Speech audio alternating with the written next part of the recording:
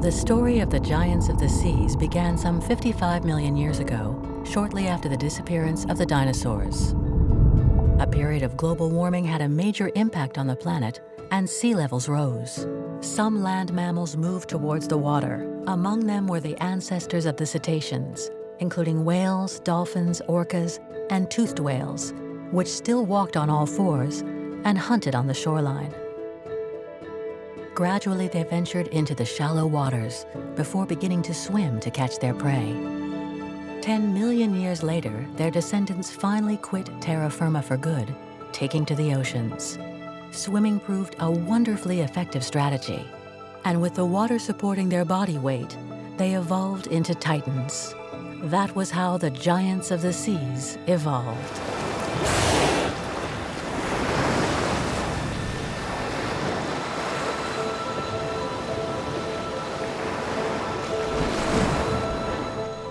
To go in search of these ocean-dwelling behemoths, we will follow François Serrano, an oceanographer, a former companion of Jacques Cousteau, and a tireless explorer and defender of the marine environment.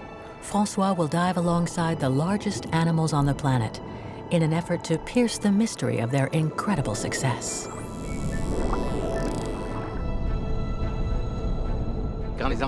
When the land-based ancestors of these cetaceans returned to the seas 55 million years ago, they had no chance. They were entering a hostile environment. They had to breathe. They had to hide in an environment where there was nowhere to hide. In the deep blue sea, there are no hiding places. They had to give birth in an environment where the offspring had to be able to breathe right away. Yet, despite all these obstacles, they thrived. I think what enabled them to succeed was their social living. Social relationships are the key to understanding marine mammals. That is what enabled them to thrive in this element, to conquer the largest environment on the planet.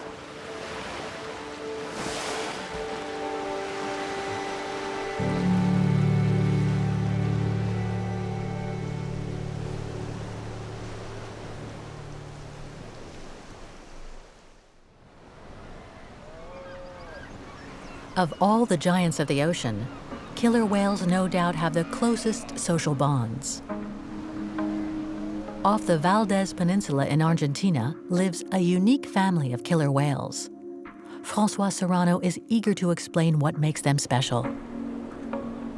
Through this particular example, he wants to demonstrate that killer whales, and indeed other whale species, can develop societies of unbounded inventiveness and variety, which all deserve to be studied and preserved. François is accompanied by Hector Gazin, who is the oldest and most experienced warden of the vast nature reserve that covers the whole peninsula. Can you see anything? On this occasion, François will not dive alongside these giants, but will observe them from the shoreline, the boundary between land and sea, where the survival of the killer whales of Valdez is played out. A blowhole. Yes. A large male, a calf, 2, 3, 4 females. A group of 8 killer whales. It's a family. You say this is the best spot on the Valdez Peninsula to see the killer whales, but they're still a long way off. How can we get a little closer? Closer? Don't worry. They're heading to an inlet called Caleta Valdez. We'll go there and we'll be closer. The tide's coming in. The weather conditions are perfect. So the killer whales will go to Caleta Valdez to try and catch young elephant seals.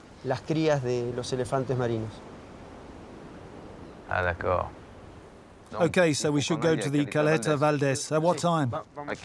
Now? Now. High tide is at 11 a.m. We should get over there. Okay. Vamos. François is especially keen to see the killer whales of Valdez because this family is so unusual. It has been studied for the past 40 years, and we are only just starting to understand the family bonds, the solidarity and sharing that unite all its members. This society is matrilineal, that is, structured around the females.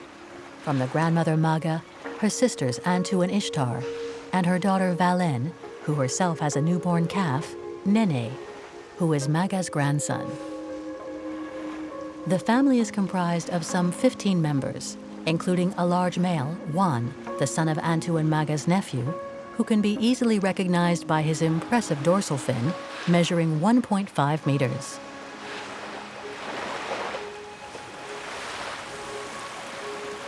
What makes Maga's clan so special? Like all killer whales, they are totally confined to life in the water. They may have evolved from land-going ancestors, and they are mammals that breathe air. But if they are beached, they die, crushed by their own body weight that they can only support in the water.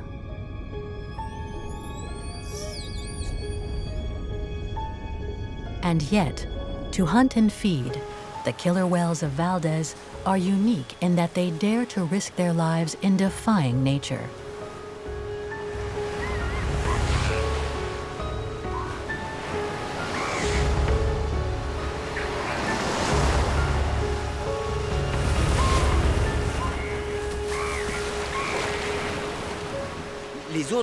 Other cetaceans also exhibit incredible behavior, but the killer whales, more than any other, are capable of innovating. And here in Valdez, this tiny population is unique in that it has opted to hunt in a world that it no longer belongs to. The marine world is their domain, yet they come to hunt on land. It's an extraordinary step, because it means they have to overcome their innate fear of the shore. You can always do something that is along the lines of what you are meant to do, but when it involves doing the most dangerous thing, risking your life, that's a whole different story. But that's what the killer whales of Valdez achieve. Along most of its coast, the Valdez Peninsula is surrounded by a fossilized reef, which makes it inaccessible to killer whales, meaning animals on its beaches are safe from their attacks. But the whales in Maga's clan have learned to exploit a few natural openings. The most suitable is Caleta Valdez, a long lagoon which stretches parallel to the coast. This is where Francois and Hector are going.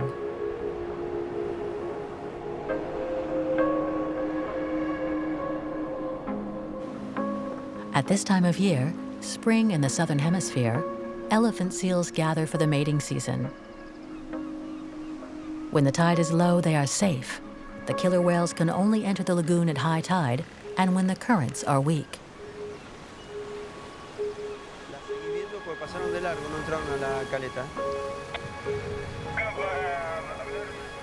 Francois watches as the water washes in, filling the lagoon. The conditions look ideal. The waiting begins. Francois uses the time to sketch the very particular configuration of the lagoon, the orientation of the beaches and the currents. He also notes the position of the elephant seals and their movements. The hours pass. The tide goes out. The killer whales didn't show up. It's now a 6-hour wait for the next high tide that evening.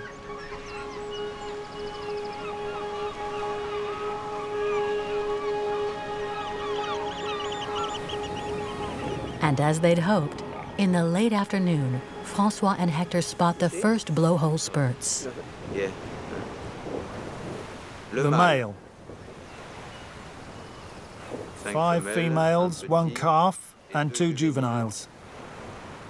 Are they heading to Punta Norte? Yes, they're heading to Punta Norte. Let's see if they continue on their way or enter the lagoon.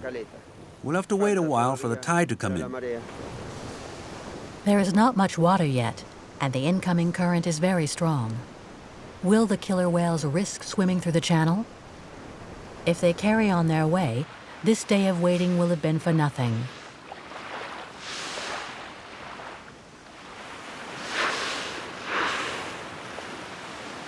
Look, they're going to enter the lagoon. They're approaching the inlet.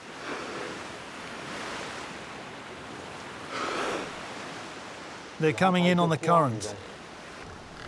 Wow. That's amazing. 5, 6 killer whales. Have you seen how shallow it is there? Look, they're coming in on the current. 7, 8. Maga and her clan swim in without difficulty and head for the few elephant seals which are lying on the shore.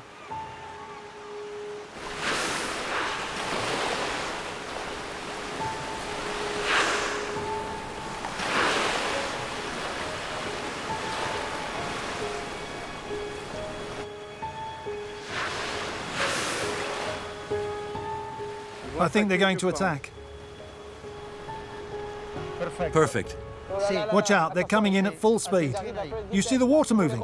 They're going to attack. They're attacking. 3 of them are out. Look at that attack. Look at that.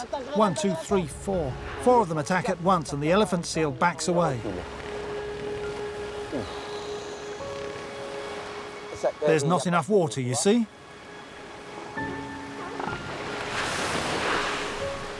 The whales are pushed by the current into shallow areas, a veritable death trap for these cetaceans. They decide to beat a hasty retreat, but to do so, they must confront the tidal currents at their peak strength. Look, the group is swimming back up the current. The size of these giants now becomes a handicap.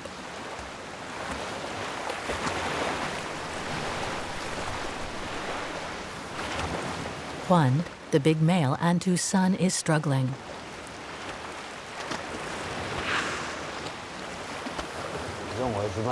I didn't think he'd have such a hard time, the big male. Its belly is scraping on the ground.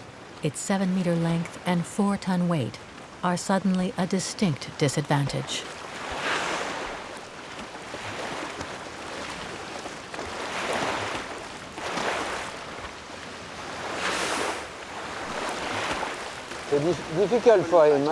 Yes, the others are making their way out of the entrance of the lagoon.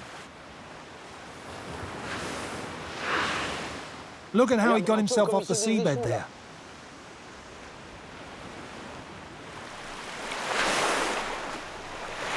The killer whales in Maga's clan have to give up for today, which underlines just how difficult and risky this kind of hunting is.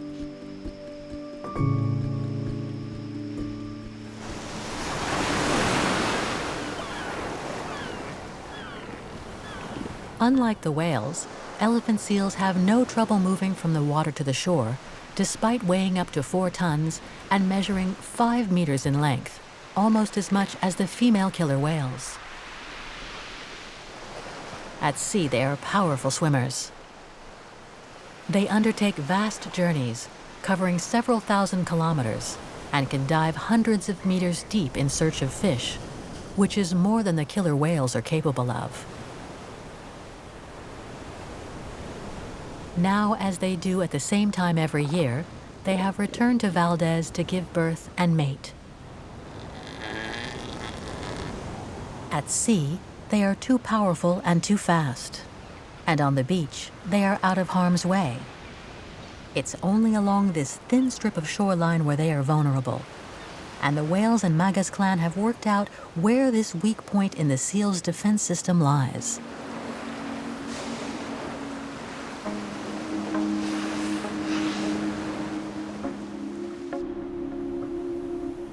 Francois and Hector go closer to the shore, where this clash of the titans will take place.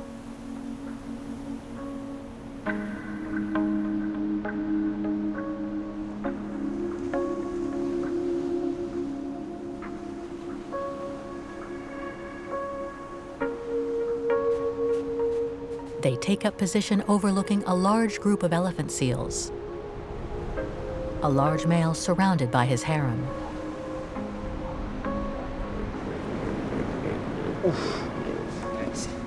Is it the big male? The big male. The big male, yes. It's a big male. And he has an impressive harem. This male get 40 females. Sí. Look. Cada macho tiene Each male has some 40 females, sí, en el harem. Y tiene and he que must pelear fight with the other con males los otros to keep them machos away from para his que harem. no se acerquen al harem.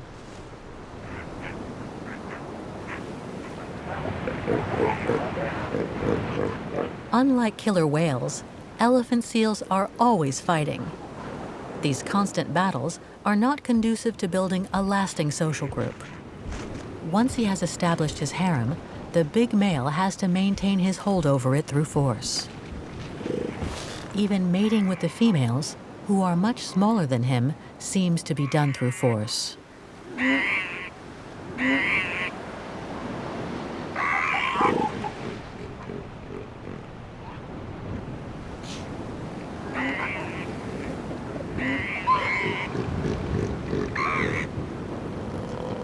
He has no choice but to fight to preserve his dominant position. Whenever a younger male comes near, the big male is ready to engage in a bloody battle. They're going to fight. They're going to fight. Okay.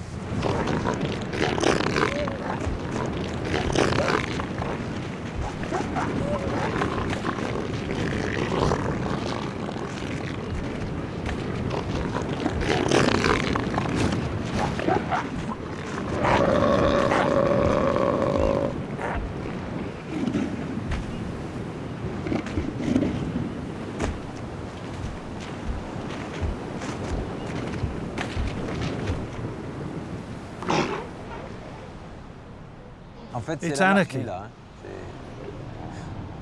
A total free-for-all. Survival of the fittest. It's the opposite of the killer whale's social structure. L'opposé.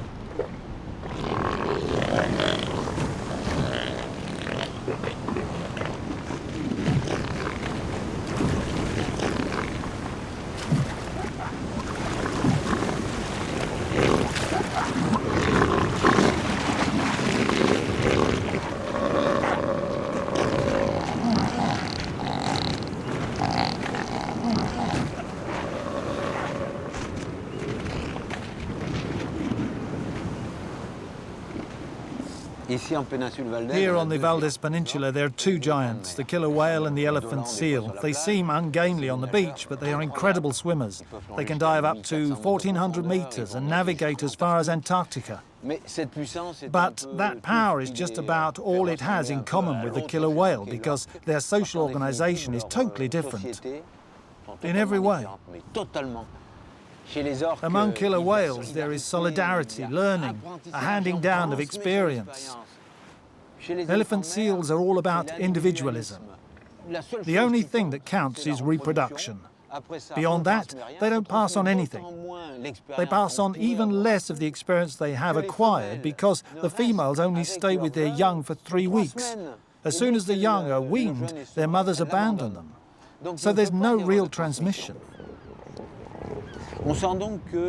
So we can see that these two societies are opposites.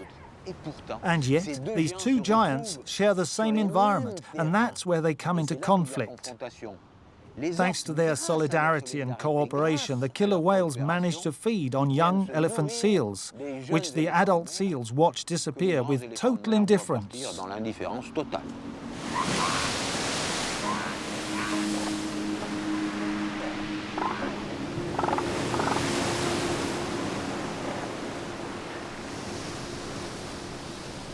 Left to fend for themselves, the young have no protection.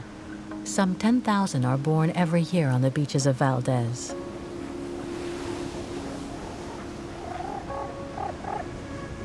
Their mothers suckle them for just 3 weeks, but that's enough for them to swell from 40 kilos to more than 120.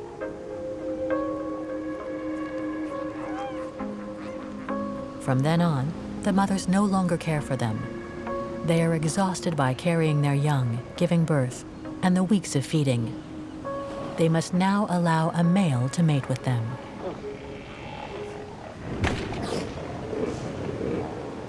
The young seals have to learn to swim by themselves. Their mothers never accompany them into the water. They have no idea of the risks they run. No one has taught them.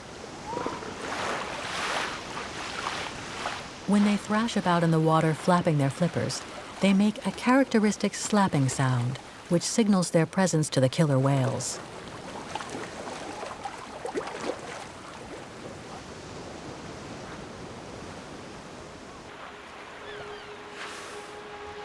Maga and her clan know exactly what that sound means and make a beeline for it.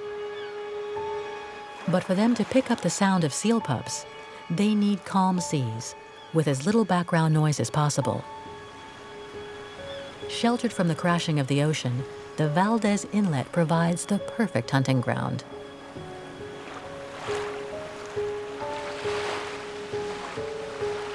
The killer whales try to remain as discreet as possible.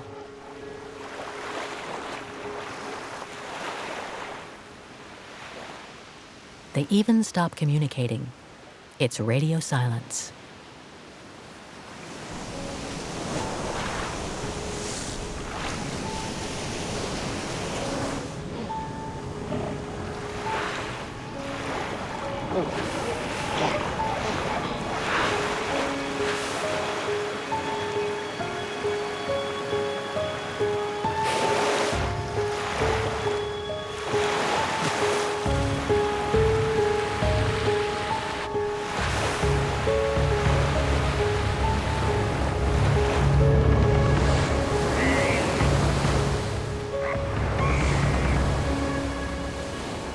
Sometimes they are just inches away from a meal, but experience has taught them they must be patient and keep trying. Fewer than half of their attacks are successful.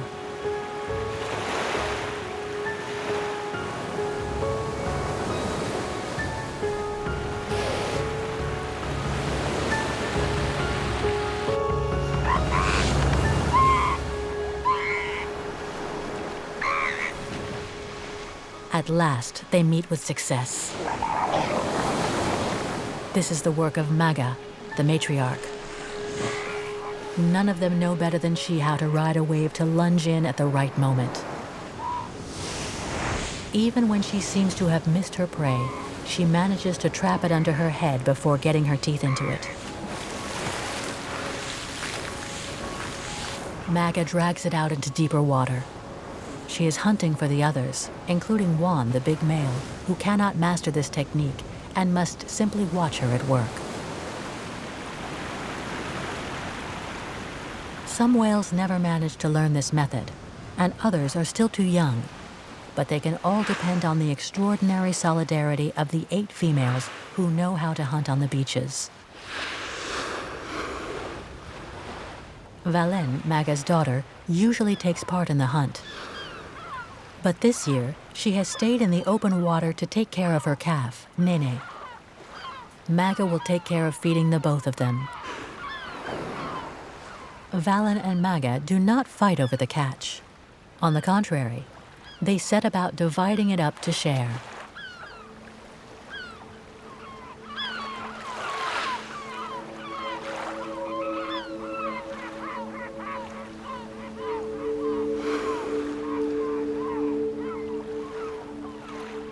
Once in pieces, Valen's son Nene can come and take his share, which his mother carefully feeds to him.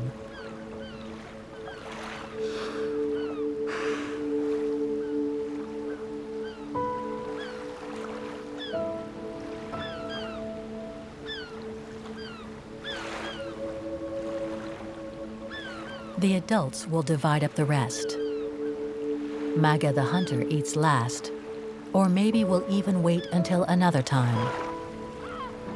This extraordinary behavior is rarely seen in other species, where the dominant individuals take the lion's share.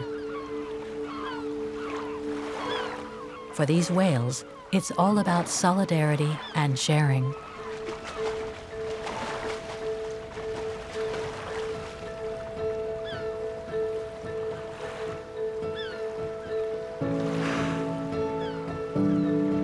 Killer whales have been able to develop this rare quality because their matrilineal society is an extremely stable structure.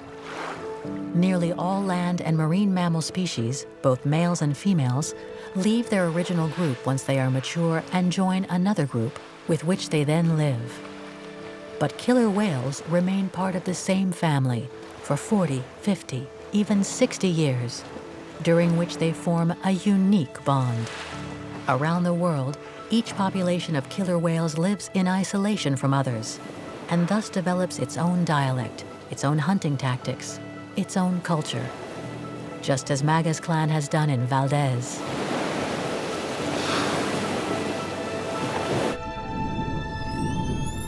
Similarly, in the North Atlantic, killer whales hunt in groups, which is the only way to bring together the vast shoals of herring which come to the fjords every year to spawn.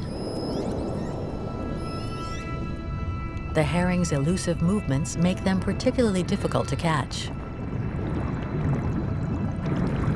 And one tiny herring is not as nourishing as an elephant seal.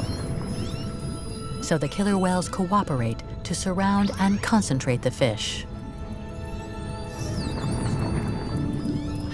Some whales swim below to drive the fish towards the surface. Others disorient them with the sounds they emit. The fish panic and bunch together. Then the whales can strike the shoal with the flick of the tail. Each powerful blow stuns a large number of fish. The whales can then take their time to swallow them down. We see the same intelligence at work as in Valdez, that spirit of cooperation that only a close-knit society can produce. Many of these specific behaviors are still unknown to us. Scientists have, however, discovered some of them, such as this extraordinary behavior filmed in the Antarctic by Dr. Ingrid Visser, an oceanographer from New Zealand, and her crew.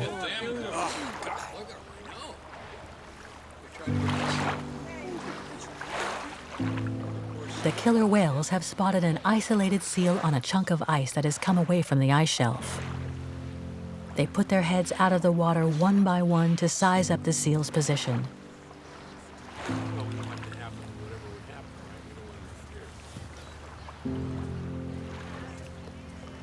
There's the calf. They are accompanied by an adolescent of 6 months. He watches the adults attentively. He's eager to learn.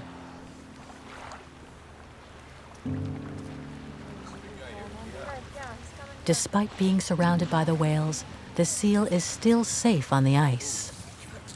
After some minutes, the killer whales swim off, apparently giving up.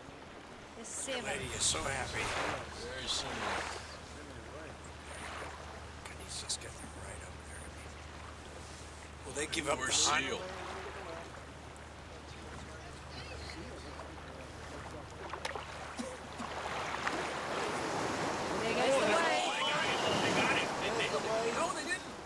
They're trying to wash him off?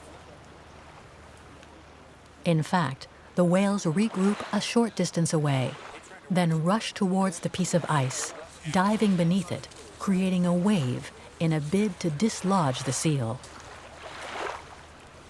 There's the wave. What a wave. Oh, my God! Oh, right up through the ice floe. Jeez. Look at that. Look at your seal. They make several attempts, but the chunk of ice is in a spot where they cannot get up enough speed.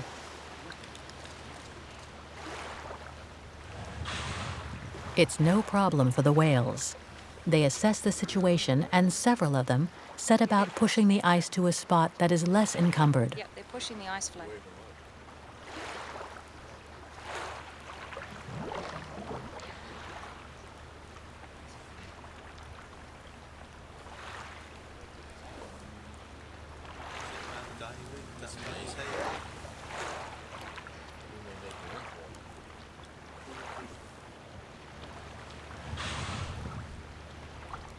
They launch another attack. Oh, wait. 4 of them. 4 of them. 4 of them.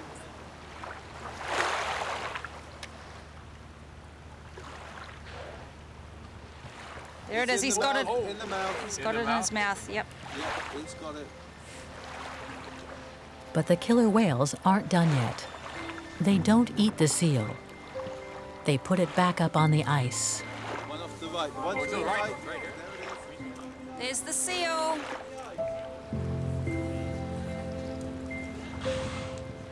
It becomes clear that they are practicing. Perhaps to show the youngster the art of this kind of hunting. They're training. This is just a training session, I think. Such a group strategy can only work if there are very strong, complex social relations. Above all, this allows the adults to oversee a long apprenticeship for their young. A tight-knit social group and unfailing solidarity also provides care and protection for the young.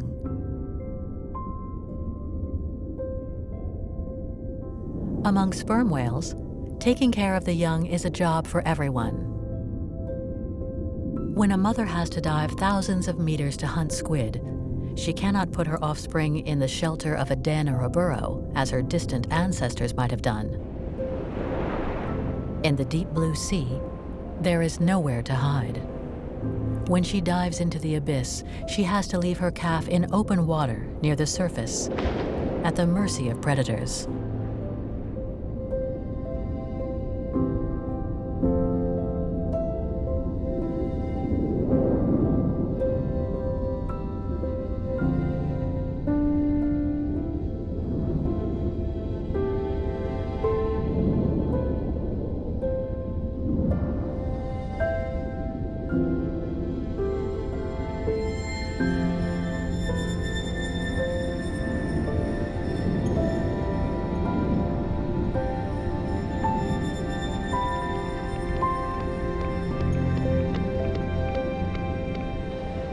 So another female will take care of it until the mother returns from her hunting expedition.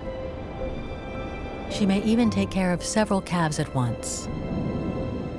Gathered around her, they form a sort of whale kindergarten, a notion that is curiously familiar to us.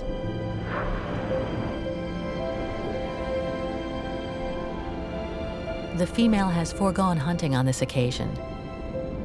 This is more than just simple cooperation, because there is no personal gain for her, beyond the good she does for the community. Just like Maga, the female killer whale who hunted for her kin in Valdez. The whole clan thus participates in the protection and education of the young, either by turns or collectively. A newborn may even be suckled by several females, making it sometimes difficult to know which one is its actual mother.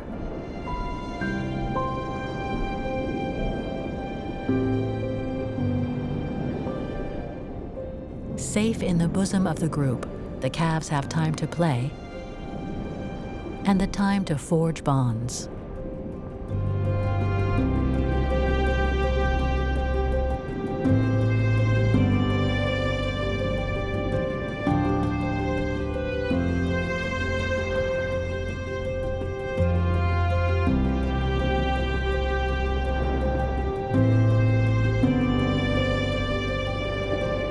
Time is one of the keys to the success of these societal groups. Whichever the species, the young remain alongside the adults for many years.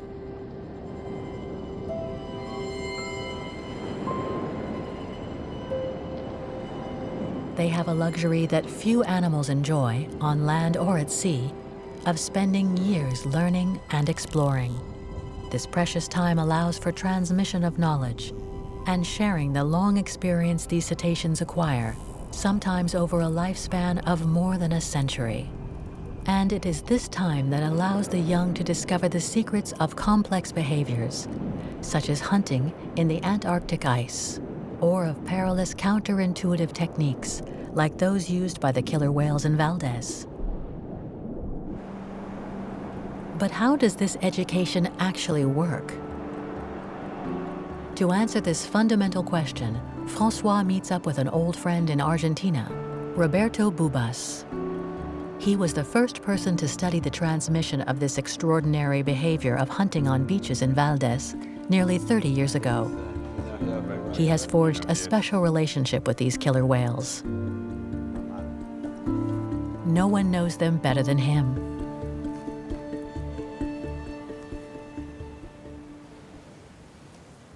That is in Caleta Valdez? This is Punta Norte. Punta Norte.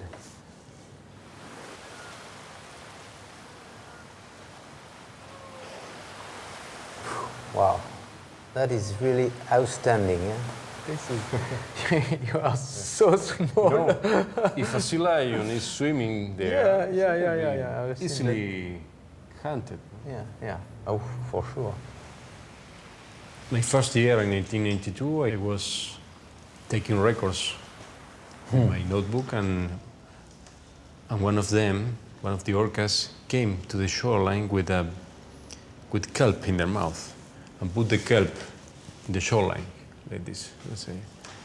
They offer you the kelp? Yes. So I thought, maybe she's offering me a piece of kelp, or maybe they want to play with me. So I took the kelp and threw the kelp again to the water, and they bring the kelp again to me. And after that day, they were waiting for me to play with kelp at the same time in the same place during maybe 6 or 7 days in a row. So it was very, very magic, very moving moments. So they did with you what we human beings do with a dog. So they give you something to bring it back. Actually, they had the initiative. They take the initiative. Yes. You already knew that they can catch sea lion and elephant seal? I already knew, but I already had a kind of confidence regarding that they were not dangerous to humans. So I started to play them, the harmonica, like my offering to them. So they're very curious and sonic animals, so I think they started to hear that sound. Also, when you talk with them, they're very curious and they pay attention to that.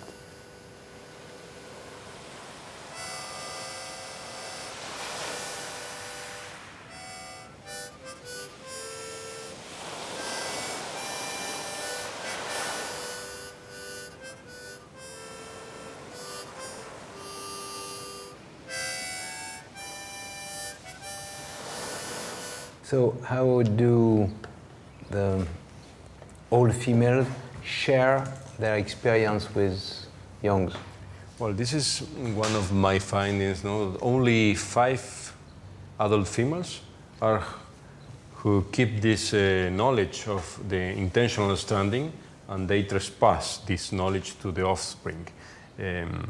At 6 or 7 months of age, when they are really pups yet, they started to teach the pups to go to shallow waters. They do this behavior when the water is calm, not very rough or windy. And after that, at 2 or 3 years old, these pups start for first time to strand themselves, sometimes in beaches which there are not food, not available prey, just practicing this intentional stranding behavior. So, this is Maga? Maga and Agustin. Agustin. Mm-hmm. This is a typical teaching behavior. Typical. The mother or the grandmother show the behavior, and then the juvenile copy the behavior, and the female help the baby to come back to deeper water. Roberto Bubas was the first person to film this educational behavior, which is extremely rare in the animal kingdom. Francois is determined to see this training the adult females give to their young with his own eyes. To him, it's even more important than the powerful emotion of the hunt or those precious moments of sharing that we have witnessed. This could totally revise our vision of killer whales, changing their status from ferocious predators to members of a harmonious and caring society.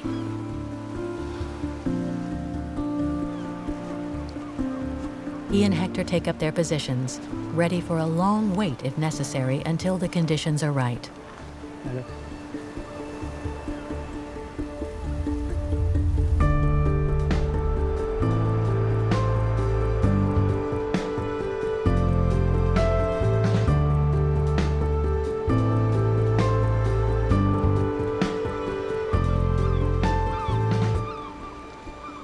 As they do every day, the whales eventually show up.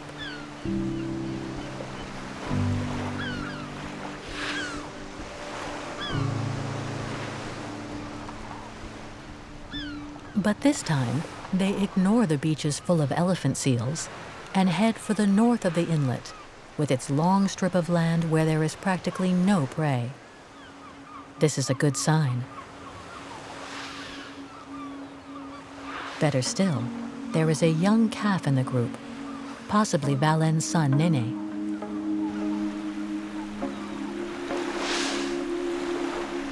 Hey. See them there? Look at the killer whales over there. There's a big male and an adolescent. Yes.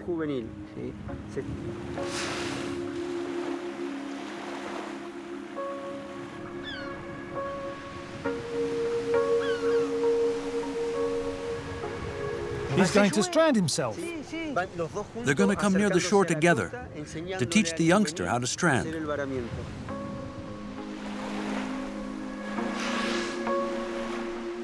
The calf is indeed reticent about going near the beach. The female encourages him, showing him how it's done. He follows. And when his instinct kicks in, making him want to turn back, she stops him with a tail movement.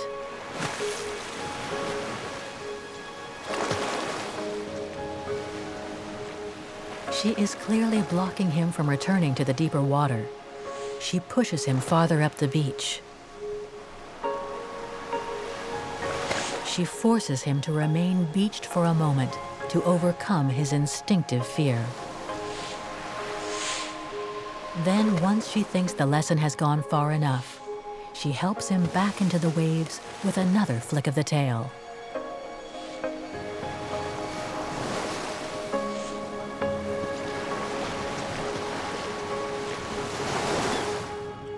Is the female Maga?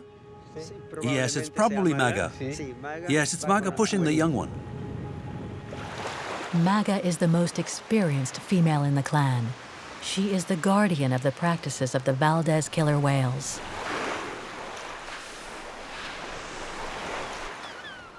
To pass on her knowledge, with the help of the other females, she will encourage the younger whales to repeat the exercise along the length of the lagoon. Day after day, month after month, year after year, she trains them how to strand and free themselves, over and over.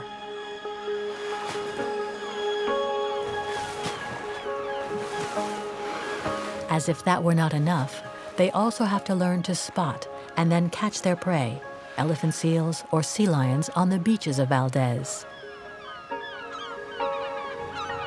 It will take the most gifted up to 15 years to become accomplished hunters. Then they too have to pass on to the next generation the art of intentional stranding, the specialty of the Valdez clan.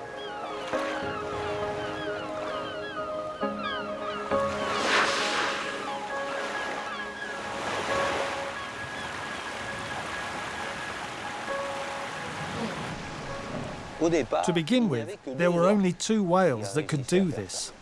The story could have ended there.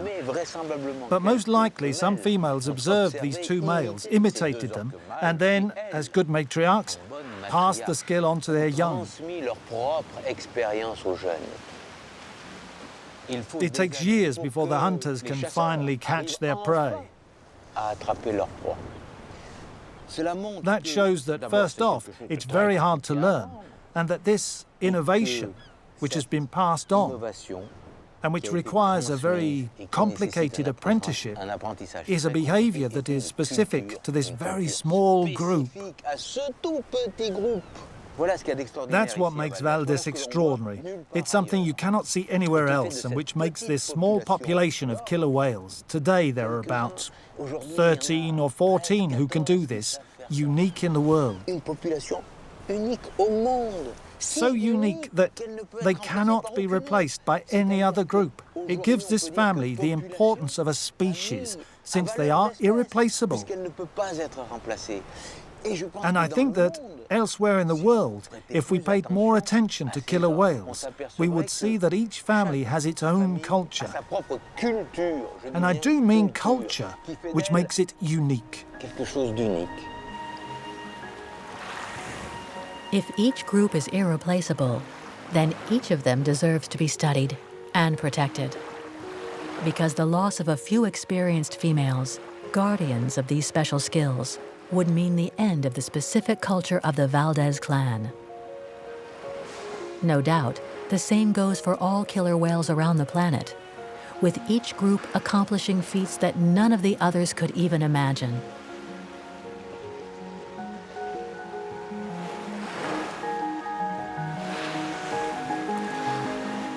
And what goes for killer whales is probably also true for sperm whales, dolphins, and other species of cetacean. For they are more than just species. They are societies, families, and clans.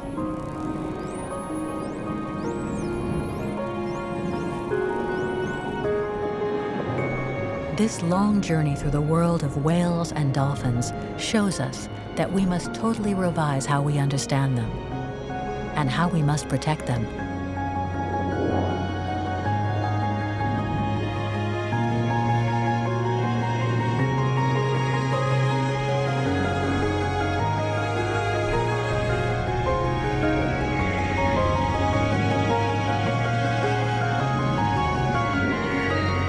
We are at the start of this stunning exploration to discover a whole new world that is the home to these titans of the deep.